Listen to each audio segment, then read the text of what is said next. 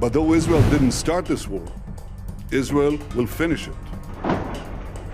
Hamas की तरफ से इजराइल पर किए गए आतंकी हमले के बाद जो जंग शुरू हो गई है वो चौथे दिन भी भयानक तरीके से जारी है और इसके जल्द खत्म होने के भी कोई आसार दिखाई नहीं दे रहे।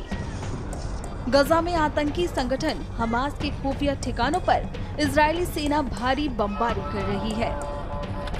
इस युद्ध का नतीजा ये हुआ है कि अभी तक लगभग 1500 लोग मारे जा चुके हैं। हालांकि इजराइल पर हुए हमले के बाद अंतर्राष्ट्रीय समुदाय की तरफ से उसे समर्थन भी मिल रहा है। अब हमास ने धमकी दी है कि अगर इजराइल किसी एक फिलिस्तीनी घर पर बम गिराता है तो वो भी एक इजरायली बंधक की हत्या करेगा। ये पैंतरा इसलिए भी अपनाया जा रहा है क्योंकि इजराइल ने 3 लाख जवानों को हमास के खिलाफ उतार दिया है। हमास के प्रवक्ता अबू उबैदा ने 9 अक्टूबर को धमकी देते हुए कहा था कि वो बंधक बनाए गए इजरायली नागरिकों को मार देगा। इसके साथ ही हमास के प्रवक्ता ने ये भी कहा कि बंधक को मारने की घटना को वो प्रसारण भी करेगा। आपको बता दें कि हमास वही संगठन है जिसने अचानक से इजराइल पर हमला किया और उस हमले में 700 लोगों की जान चली गई थी, जबकि 2300 लोग घायल हो गए थे। इससे पहले 9 अक्टूबर को इजरायली प्रधानमंत्री नेतन्याहू ने कहा था कि युद्ध हमने शुरू नहीं किया, लेकिन खत्म हम करेंगे। Israel is at war. We didn't want this war.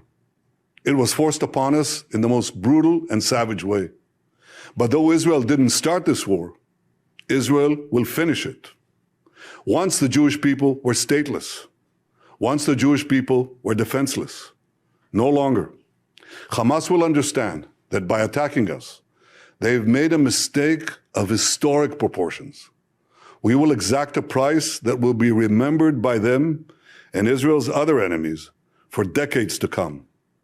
The savage attacks that Hamas perpetrated against innocent Israelis are mind-boggling, slaughtering families in their homes, massacring hundreds of young people at an outdoor festival, kidnapping scores of women, children, and elderly, even Holocaust survivors. Hamas terrorists bound, burned, and executed children. They are savages. Hamas is ISIS. And just as the forces of civilizations united to defeat ISIS, the forces of civilization must support Israel in defeating Hamas. Israeli TV channel के मुताबिक Israel में मरने वालों की संख्या 900 जबकि घायलों की संख्या 2600 हो चुकी है। वहीं गजा के स्वास्थ्य मंत्रालय का दावा है कि इजरायली हवाई हमले में लगभग 687 फिलिस्तीनियों की जान जा चुकी है और 3726 घायल हो चुके हैं।